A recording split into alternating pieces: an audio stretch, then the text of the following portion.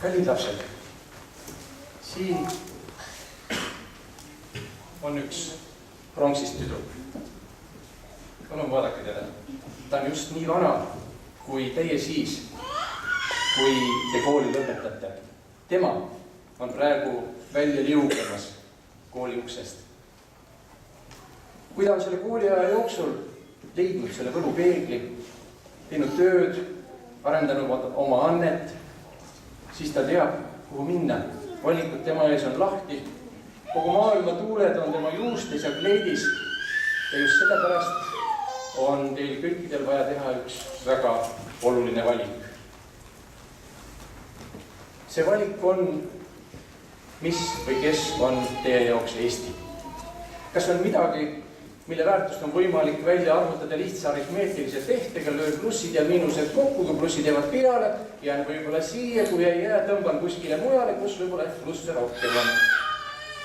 Või on siiski kodumaa midagi erilist, millesse suhtumisel ei ole rakendatav modelliagentuuri töömetoodika, millesse peaks suhtuma nagu armastatud inimesse, pühendama temale oma ande, töö ja armastused, sõltumata sellest, milline on tema puusa, piha või rinna ümbermõõt. Kallid lapsed, tema jääb selliseks alatiseks, nagu ta on täna, 2. septembril aastal 2013. Teie arenete, kasvate ja jõuate talle järele. Selleks, et ta saaks alati olla teiega, meenutada teile teie esimest koolipäeva, usaldan ma teie direktori Villu Mengel kindlatesse kätesse.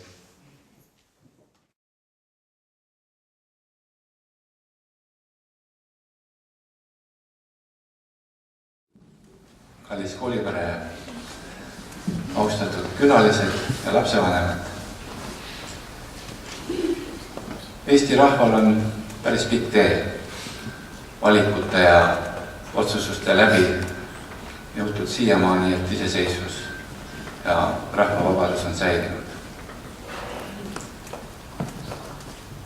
Mis on need olulised näitajad, mis on need olulised kriteeriumid, mille põhjal nii rahvas kui ka igaüks ise teeb oma valikuid ja otsuseid. Iga inimene teeb päevas tuhandeid valikuid. Igal inimesel on oma südamesse kompass, mille kaudu ta neid otsuseid teeb ja kuidas valib.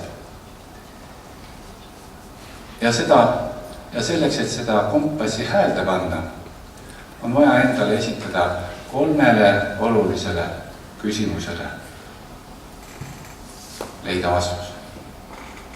Esimene ja kõige suurem neist. Kes ma olen? Esita endale see küsimus ja on see vastus. Teine suur küsimus on, mis on minu elukutse, mitte elukutse. Ja 3. suur küsimus, millised on need väärtused, mille läbi ma valin ja mille läbi ma otsustan. Need saavad sinu elus määravaks, kui sa leiad vastused nendele küsimustele. Need saavad määravaks ka igale rahvale. Mis puudutab seda viimast väärtuste küsimust.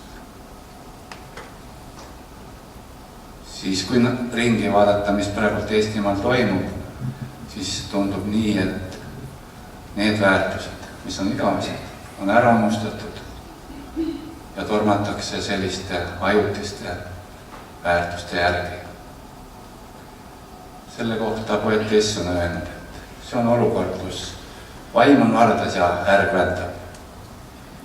Ja ma mitte kuidagi ei tahaks, et meie lapsed, meie kooliõpilased, kellest saavad Eesti Vabariigi järjepidevuse edasiviijad, saaksid nendeks ärgadeks, kes seda varrast vändavad. Ma soovin meile kõigile ja kogu Eesti rahvale leida vastus nendele 3 küsimusele. Palju õnne kõigile Eesti Vabariigi saabuva sünnipäeva puhul. Ja nüüd ma annan sõna Eesti rahvasaadikule Europarlamendis proua Kristiina Ojulandile. Austatud koolipere, direktor, õpetajad, õpilased. Mul oli tegelikult päris suureks ja meeldivaks üllatuseks see, et meid ei kutsutud mitte ainult teid täna siin tervitama, vaid mul oli võimalus lugeda ka väga paljude teie poolt kirjutatud kirjandit. Kirjandit sellest, kas Eestiga või Eestita. Ja need kirjandid, mis mul Brüsseli töölaua peal siiamaani virnas on ja mida ma olen ka päris mitmele kolleegile näidanud, need kirjandid jätsid erakordselt sügava mulje mulle. Ja nendest kirjanditest tuli välja läbiva joonena 2 asja. Esimene asi, mis rõõmu teeb ja tegelikult annab, ma arvan, et ka vanematele inimestele tegutsemistahet ja kindlust juurde, see teadmine, mis teie kirjanditest läbi käis, oli see, et te armastate Eestit. Et te armastate oma kodumaad, te armastate Eestit sellepärast, et meil on 4 aastaaega, meil on kenad traditsioonid, meil on teatud väärtused, meil on pidupäevad, mida me kõik ühiselt tähistame ja mis ühendab rahvast. See ongi 2 asja tegelikult, armastus kodumaa vastu ja see tunne, et meie rahvas on ühtne. Vabadus on kõige tähtsam asi maailmas, vähemalt minu jaoks, on see isikuvabadus, on see riigi vabadus. Kui me vaatame ringi kas või meie lähinaabrite juures, siis ole mõelda selle peale, mis toimub Ukrainas praegu ja keegi ei saa õieti midagi teha ka, et seda olukorda päästa. Tänu sellele, et Eesti on Euroopa Liidu liige, tänu sellele, et me oleme NATO liikmed, me võime ennast tunda vabana ja kindlana ja nautida meie demokraatlikke väärtusi, inimõigusi ja põhivabadusi.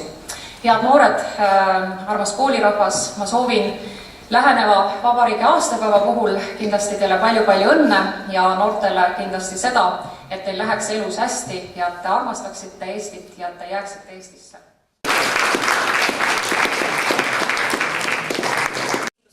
Mul on hea meel, et meie koolis sellel aastal on lapsevanem, kes on pannud alguse loodetavasti ühele uuele ja väärikale traditsioonile meie koolis ja ma annaksin temale nüüd sõna.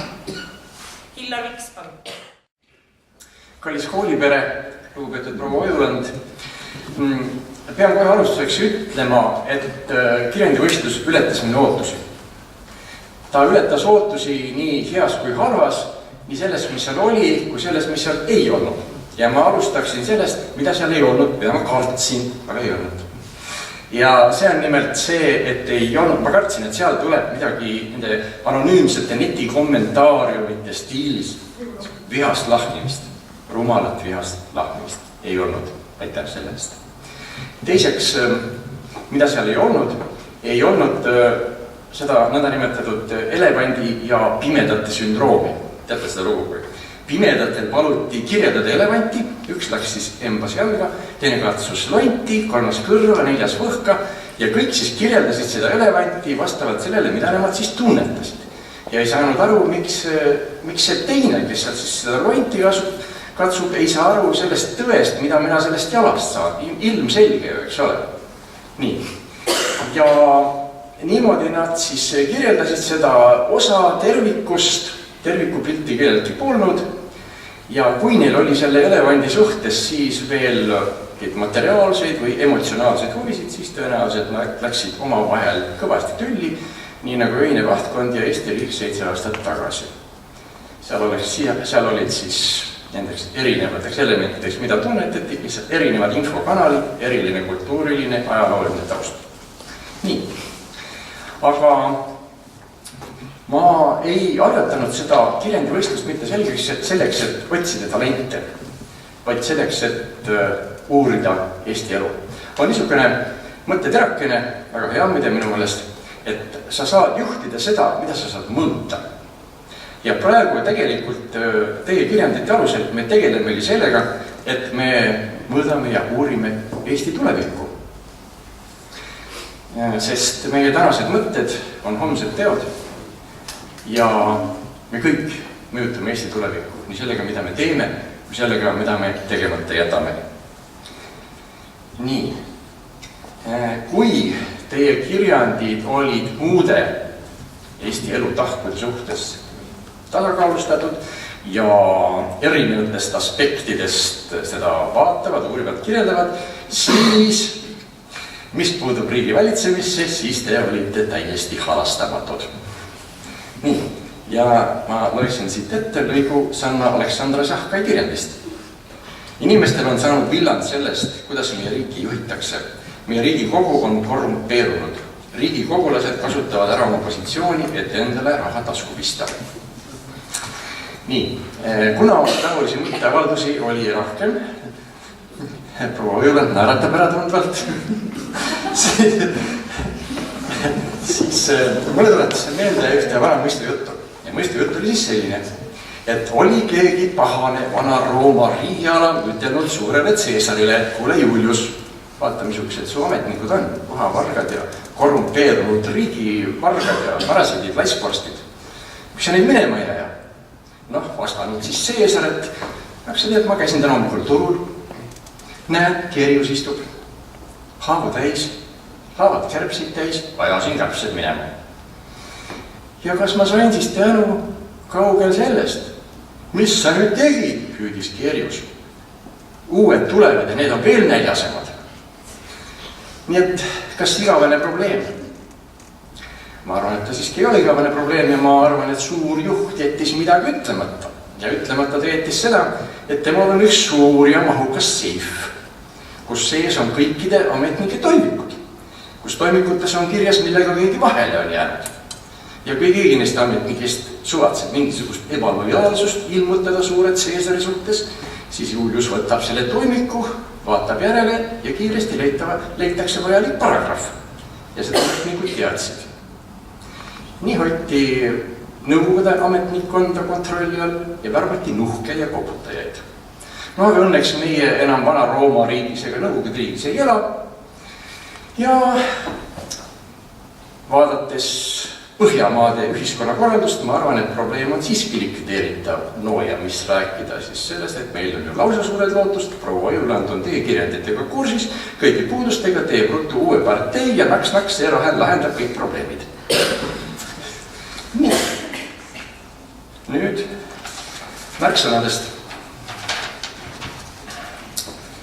Nii, väike Eesti. See sõnaühend on meil niivõrd juurdunud, et ta on kohe lausa osa meie identiteedist. Kui ta on koosluses väike armas, pole iga midagi.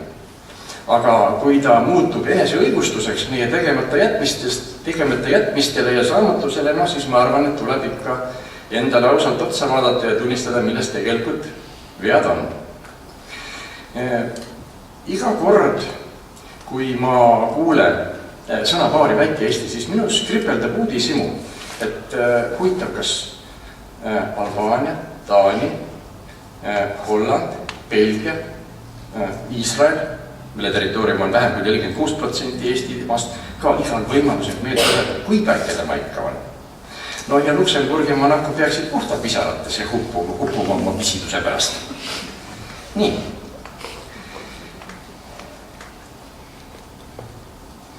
Ja siis kui nüüd vaadata suhteliselt, et palju meil tegelikult nina peale maad on, siis seda on meil 8 korda rohkem kui keskmisel sakslasel, 12 korda rohkem kui juudil ja 15,5 korda rohkem kui statistilisel hollandlasel. Nii et maad meil nagu on, selle poolest me oleme rikkad sünnist saadik. Ja see on meie ressurss. Aga teie kirjanditest käib väga palju läbi sõna vaesus. Ja ma loen siin ette lõigu Eiri-Liis Hanstini kirjandist.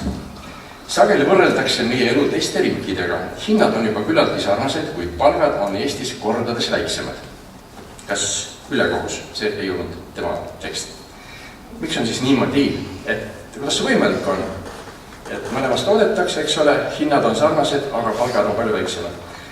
Ma tooksin ühe näite. Kuna ma tegelen kinnisvaraäriga, siis enamus minu näited põhinevad kõik kinnisvaraäri ja minu kontaktidel erinevate inimestega. Möödunud aastal müüsin siin Tallinna lähedal ühe maa ja pärisin siis ka, et tuled Lõuna-Eestist ja kuidas siis elu on seal Lõuna-Eestis. Kõik on kuulnud, et hirmus vaesust ütlevad Soome tööle. Ta mõtles niimoodi, et meil oli isaga kogu tehnika olemas. Alates külvikust, lõpetades kuivatiga. Me kasvatame 500 hektarit teravilja, kahekesi, niivõrd head masinad on. Kõik teevad kahekesi ära ja teenivad niimoodi, et ostavad üle Eesti maad kokku. Miks ma selle näite tõin? Sellepärast, et üks põhjus, miks on võimalik niimoodi, et mujal paremini teenides ja hinnad samad, on see, et arenenud riikides on ühiskonna kapitaliseeritus parem. Ehk ühe töökoha toimimisse on mahutatud rohkem raha.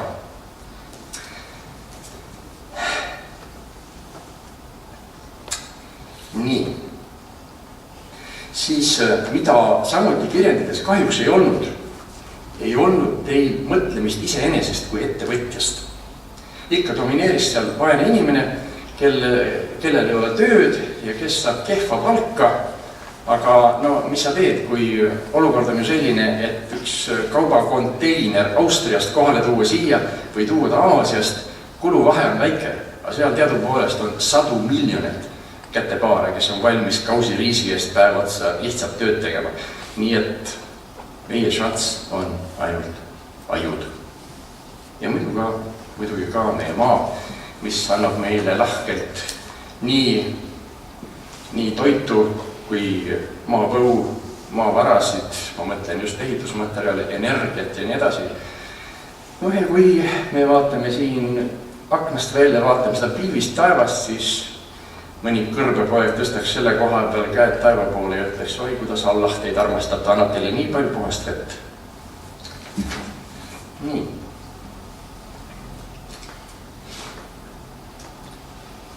Läheme edasi geograafiaga. Erik Tsalko kirjutab. Eestil on väga hea geograafiline asend, mis annab riigile hea potentsiaali arenemiseks. Kahjuks ei kasutata seda ära. Eesti saaks teenida palju rohkem tulu õige kaubandusega. Näide just. Tulid Tallinnasse elama türklased, vennakesed Sinan ja Mehmet. Mina siis nendel küsima, et miks Tallinn. Nemad vastu, et väga lihtne. Venemaa on liiga kriminaalne, Soome on kallis, Tallinn on just paras paik. Turud ümber ringi, infrastruktuur hea, elavad siin, toodavad arvuti tarkvara, müüvad seda põhja lõunasse, idasse läände ja teenivad nii, et ostavad vanalinnas kvartaleid kokku. Ja geograafia ja infotehnoloogiaga seondub ka järgmine näide, seekord ei ole tegemist ettevõtjaga. Ja lõik Janar Pender kirjeldist. Üks suurematest probleemidest Eestis on hetkel halb majanduslik tase ning tööturu aeglane tõus majanduslangusest, mis tõttu on ka väga madalad palgad, mis põhjustab suurt väljarännet Eestist. Näide elust. Tuleb sümpaatne vene noor, mis korterit ostma. Vaatab aknast välja, minu töökoht paistab. Delta Plaza. Mis sa siis teed seal? Meie osutame sidetugiteenust. Mis see tähendab? See tähendab seda, et kui seal Sotši olümpiamängudel sides midagi katkeb või äpardub, siis meie parandame selle ära. Siit Tallinnast ilma ristakohvriga kohale sõitmata. Müstiline. Aga nii see on. Ja vaja oleks inimesi juurde, aga ka kõik kõrgkoolist tulnud ei saa hakkama tööga. Palju nad siis teenivad. Teine näide. Üks kena noor naisterahvas, mitte palju erineb teie lõpuklassi tüdrukutest. Esitan talle küsimuse, et kes oled, mis sa teed? Mina olen arvutiarhitekt ja palju palka saad? 5000 kuus. Ja mitte Brüsselis, vaid Tallinnas. Nii. Siis miks ma räägin nii palju infotehnoloogiast? Aga meie aeg on selline. 10 päeva tagasi käis televiisorist läbi niisugune huvitav saatejupikene, et üks Saksa logistikafirma tõi osakonna Tallinnasse. Ja oma intervjuus siis ta tõi välja huvitava dilemma. et kumb on neile olulisem, kas kraana või arvuti. Ja rõhutan, et tegemist oli logistikafirmaga ja tuli välja, et ka nendele on arvuti olulisem. Lihtsalt meie aeg on selline. Aga praegu on Eestis puudu minu teada circa 30 000 infospetsialisti, infotehnoloogia spetsialisti. Iga 3. firma tunneb nendest puudust. Seejuures ma tutvustaksin teid ühe nõukogudeaegse pisikese iroonilise luuletusega. See kõlas niimoodi. Kus on defitsiit, seal lokkab profit. See käis kaubapuuduse ja altleiti kaubanduse kohta, aga on täiesti rakendatav tänapäeva tööjõuturu suhtes ehk teiste sõnadega. Kui sina oled ikka tippspetsialist, siis sa küsid ise, määrad ise oma palga. Kuni selleni välja, et jätad kaugele selja taha ka need palju kadestatud poliitikud kõik juba kuluhüvitistega. Või vastupidi. Kui su kvalifikatsioon on selline, et sind võib asendada iga teine tänavalt sisse astuja, ega siis ei ole head raha loota. Nii, nüüd õigustest ja kohustustest. Iiri-Liisa Hansting kirjutab, õigus haridusele, sobivale töökohale ja eluasemele peaks olema tagatud kõigile inimestele. Ükski laps ega täiskasvanu ei tohiks olla kodutu ega tund tühja kõhtu. Näide elust. Pidasin kunagi kohvikut. Ühel hommikul astub sisse õnnetu olemisega veikene, ütleb, palun leiba, mina pole 3 päeva leiba söönud. Mina siis temale vastu, et milleks ainult leiba, ma annan sulle korraliku sooja toitu, aga näed, vaat enne, siin on pintsel, siin on sein, läbi tera selle. Nii, ma lähen pean naisega nõu. Nii, ja rohkem ma teda ei näinud. Ühiskonnas on alati teatud kontingenti inimesi, keda ma nimetan põhimõttelisteks parasiitideks. Ehk teiste sõnade, kes on valmis vastu võtma igasuguseid hüvesid, aga mitte midagi ei taha teada ühiskonnale vastu andmisest ega kohustustest. Kelle arvelt siis peaks riik tagama sellise kontingendi heaolu. Nii, siis nüüd üks meeldiv üllatus, mis ka proua Ojulandile silma jäi. Ju sest see on siis niivõrd hämmastav. Aga ma loen lõigu. See on Sanna Aleksandra Šahkai kirjandist. Me oleme ühtne rahvas, vahet ei ole, kas me seda tunnistame või ei. Kuna sama sõnum käis ka teistest kirjanditest läbi, siis hakkab ei uskuma, et me ei olegi üksteisele lemmikroaks. Nii, ja lõpuks kõige olulisem. Armastus oma kodumaa vastu. Ühes või teises vormis oli see kõikides kirjandites sees. Aga niimoodi lõpetas oma mõtisklused Laura-Liisa Lehto. Siiski, mis minusse puutub, ei ole mul lihtne teha valikut ja vastata küsimusele, kas Eestiga või Eestita. Olen ise 2 erinevast rahvusest inimeslaps. Mõlemad riigid on mulle kallid ja ma pean neid oma kodumaaks. Eelkõige olen ma ka eestlane. Ma olen sündinud Eestis, ma olen selle riigi kodanik ja pean seda armsat pisikest maad väga kalliks. Ma ei kujutaks ette, kui peaksin elama kusagil mujal kui Eestis. Olen otsustanud olla Eestiga nii heas kui halvas. Enne, kui ma teen teatavaks äramärgitud ja võitjad, tahaksin ma teile midagi soovida. 2 asja põhiliselt. Üks on see, et enne kui te lähete suvepuhkusele, saaks kokku lepitud järgmise aasta kirjandi teema. Ja ma arvan, et see võiks olla Eesti suur eesmärk. Suur eesmärk saada kahanevast rahvast kasvavaks rahvaks, ehk see eesmärk, millest sõltub absoluutselt kõik muu. Ja teine soov oleks siis, et te saaksite hästi palju reisida. Hästi palju reisida ja kui te nende reiside peal näete midagi, mis teile väga meeldib, siis ei tekiks tahtmist sinna potku panna, vaid sama asi kodus ära teha ja veel paremini. Aga nüüd siis tulemused. Kokku kirjutati circa 30 kirjandit, nendest õpetajad valisid välja 13 paremat, millest omakorda pääsesid lõppvooru 6, kellest siis sai välja valitud 5 äramärgitut ja võitja. Põhilisteks kriteeriumiseks võitja selgitamisel ja ka äramärgitute väljavalimisel oli teema käsitluse paljutahulisus, tasakaalustatus, oma isiklike seisukohtade väljendamine, olude kirjeldamise kõrval ja nende põhjendamine, aga ka teemakäsitluse poeetilisus. Nii. Ja nüüd siis 5 autorit, keda žürii otsustas tunnustada äramärkimisega.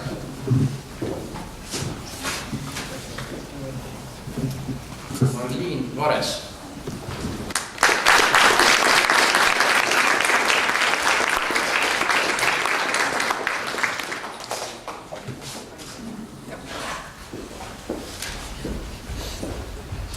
Kristin Koovak.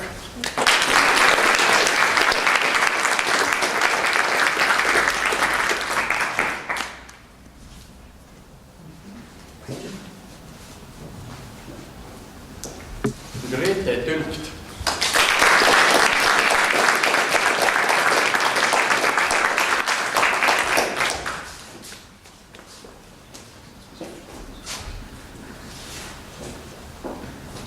Laura-Liisa Lehto.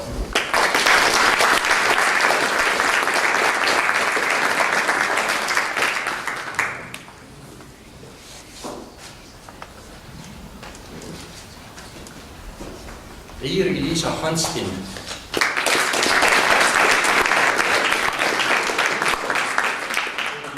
Ei ole siin, aga ma loodan, et varsti kuuldus jõuab tema kõrvu, tema edusammudest. Nii, ja nüüd te näete siin ühte ilusat aukirja. Ja ei väsi rõhutamast jällegi, siin aukirjast on kokku saanud 2 toredat asja, inimese arvutioskus ja kunstianne. Ja inimene, kes selle kujundas, on praegu meie hulgas Anneli Elvei, palun ette ennast.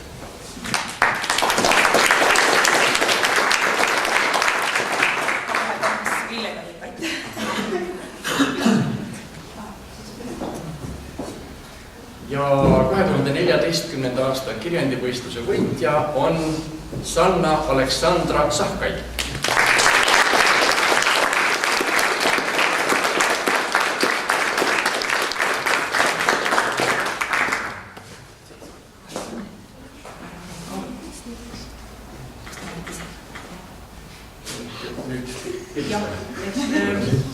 Teeme kohe lipu juures pildi ka ära lisatraditsioonile ühe väikse sellise kirsitordi peale.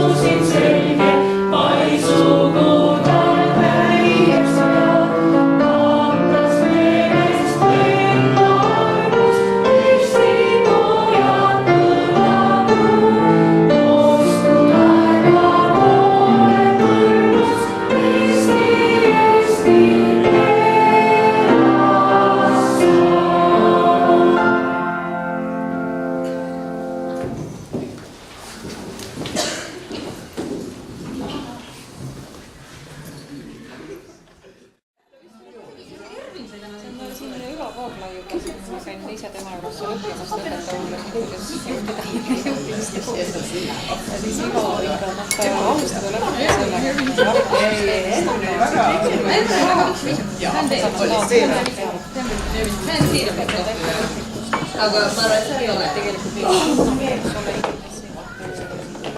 tegema valikeid,